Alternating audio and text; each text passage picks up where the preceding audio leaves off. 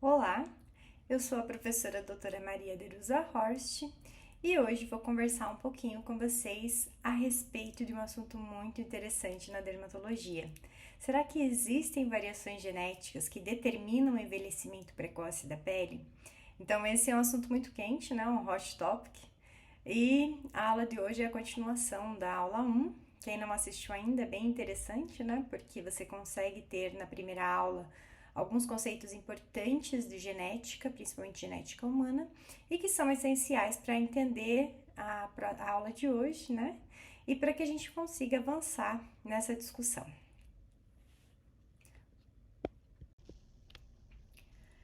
Eu escolhi alguns polimorfismos para a gente conversar hoje. Um deles é no gene MMP1. É um gene que codifica para uma metaloproteinase de matriz. As metaloproteinases de matriz, elas são enzimas que degradam o colágeno, né? Então, quando a gente pensa na nossa pele, temos a derme, a epiderme, várias camadas, e nessas camadas nós temos fibras de colágeno, de elastina, temos fibroblastos também e proteases. E para que haja um equilíbrio, né, na nossa pele, existe um processo constante de degradação e síntese de colágeno. O que acontece é que essa degradação é mediada pela essa enzima, né, pelas metaloproteinases matriz, a MMP1 é uma delas. E o que acontece é que se essa taxa de degradação for superior à nossa capacidade de síntese de colágeno, eu tenho a formação, então, de rugas. E isso acontece com o passar do tempo, né? Nós vamos perdendo a capacidade de síntese em cada vez mais degradação. Mas esse processo pode ser exacerbado por uma característica genética. Por exemplo, o RS 1799750, né, que é o CPF desse polimorfismo, é um SNP também, né, lá no gene que codifica MMP1. É um SNP que acontece, ele não vai trocar aminoácido, ele vai acontecer lá naquela região que eu falei que é regulatória, naquela região que liga os genes. Por isso ele é sinalizado aqui como um sinalzinho de menos 1607, quer dizer que ele acontece na posição menos 17 antes do começo, né, do gene, por isso que é um sinal negativo.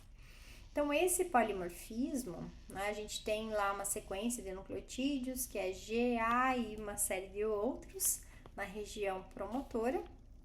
Quando tenho apenas um G nessa posição, é um genótipo que nós chamamos de favorável, produz metaloproteinases de matriz na quantidade adequada.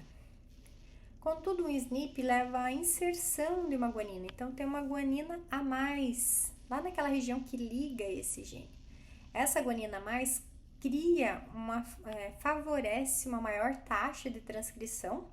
Consequentemente, quem tem esse G a mais vai produzir mais MMP1 e isso vai levar a uma degradação mais rápida de colágeno do que a gente é capaz de produzir. Então, aqui eu digo que é um genótipo desfavorável para a produção, desfavorável para a formação de rugas nesse caso, né? Porque eu vou ter uma maior degradação e, consequentemente, eu vou ter um risco maior de ter rugas precoces.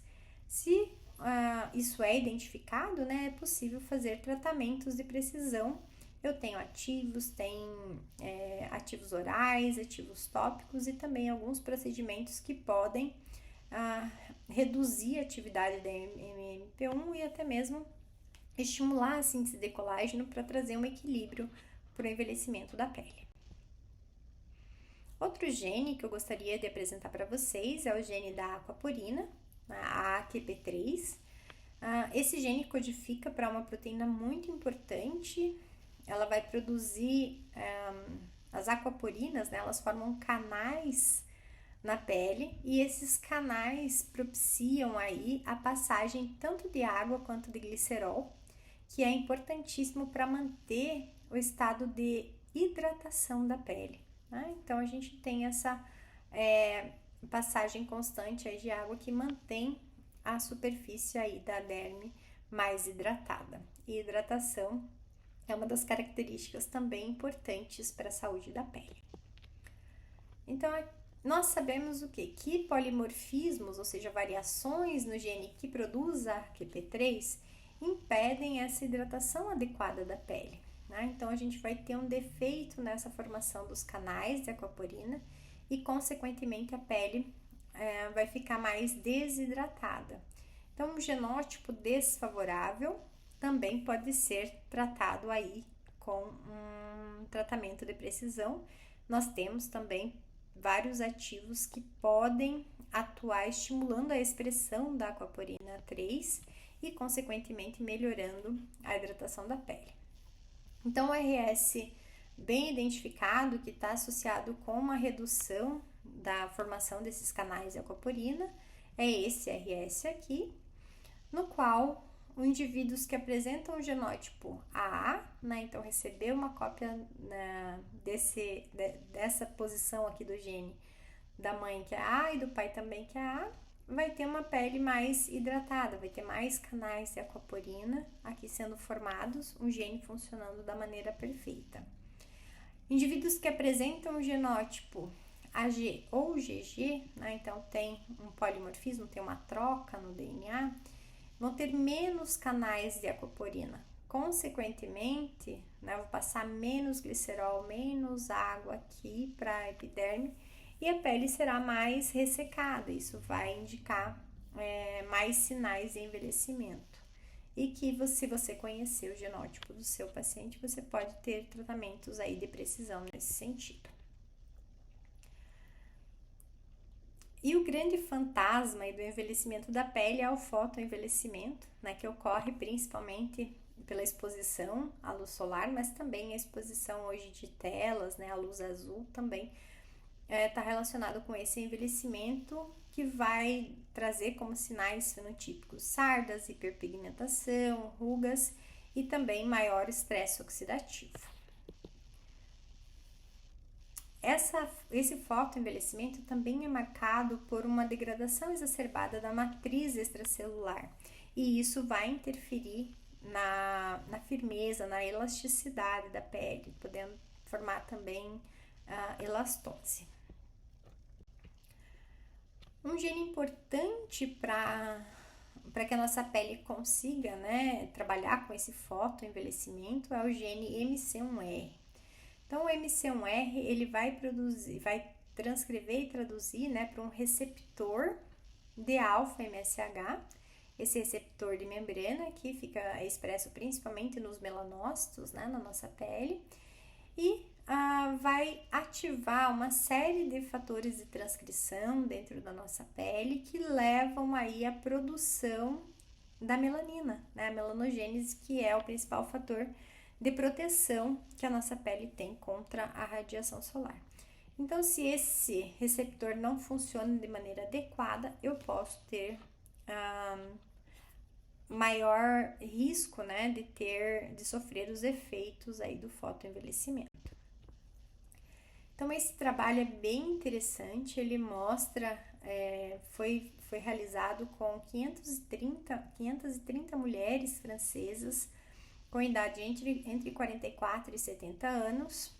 Eles olharam para um polimorfismo que ocorre, né, no MC1R, que é o RS 18.050.07, e o que eles identificaram? Que mulheres que tinham essa alelo variante nesse gene tinham sinais de envelhecimento mais exacerbado. É claro que eles fizeram todas as análises estatísticas pertinentes, mas eles trazem no artigo a foto de duas mulheres que têm a mesma idade, então as duas têm 57 anos, elas têm comportamentos ambientais equivalentes, então as duas têm o mesmo estado hormonal, as duas têm o mesmo grau de exposição solar e também são tabagistas. A única diferença entre elas, né, que a gente consegue enxergar aqui fenotipicamente, uma que tem um envelhecimento muito mais exacerbado, com linhas muito mais visíveis, né, um envelhecimento caracterizado como grau 3 no artigo. E a segunda senhora tem um fotoenvelhecimento muito mais suave, muito mais sutil, classificado como grau 3. A diferença entre elas é o genótipo pro MC1R Então, enquanto a mulher da foto A tem um genótipo desfavorável para esse polimorfismo, a mulher da foto 1 tem um genótipo favorável.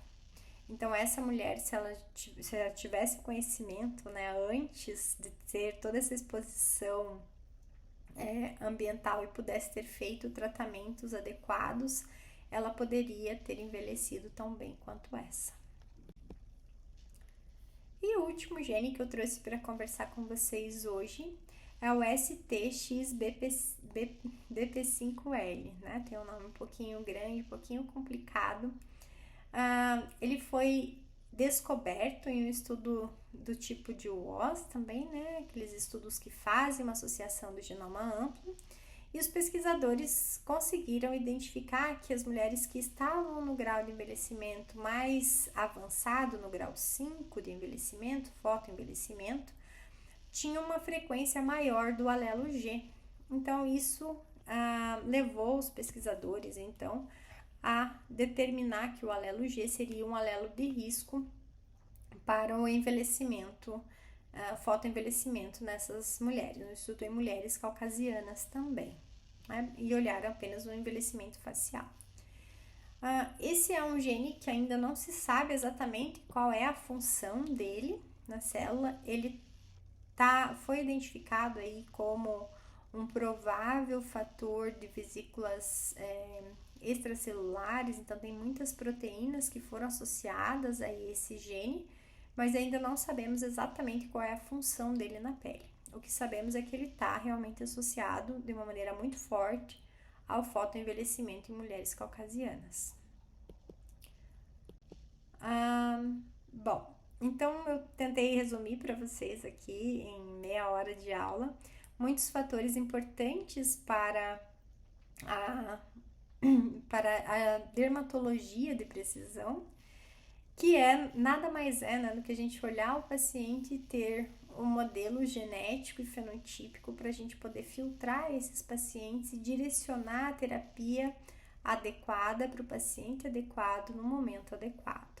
Então, a dermatologia de precisão considera muitos fatores, dentre eles o fator genético, para determinar qual é a melhor conduta para cada indivíduo. Aqui estão as referências que eu usei na elaboração dessa aula e muito obrigada.